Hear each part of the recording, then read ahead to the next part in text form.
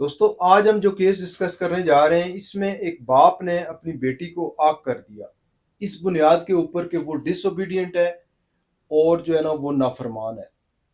اور اس نے باپ نے اپنی بیٹی کا جو خرچہ تھا نان نفقہ تھا یا جو اس کو ایجوکیشن کے ایکسپینڈیچر وہ پے کر رہا تھا وہ اس نے پے کرنا روک دیے۔ اس پر اس بیٹی نے فیملی کورٹ میں ایک کیس فائل کر دیا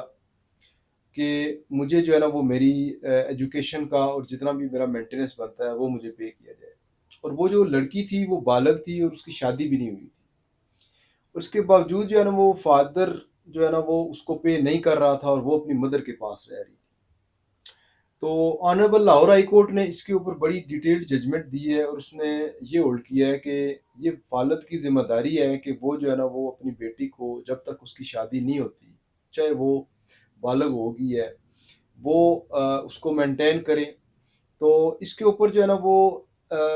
جو والد کی جانب سے جو آرگومنٹ کیا گیا وہ یہ تھا کہ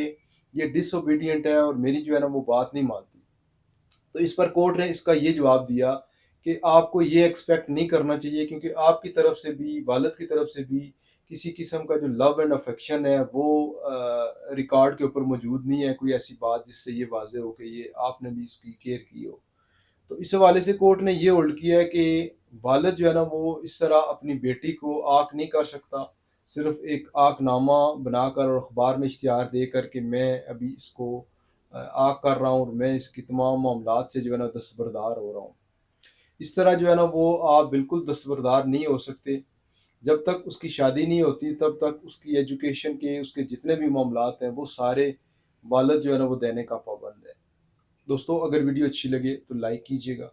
تھینک یو سو مچ۔ اللہ حافظ۔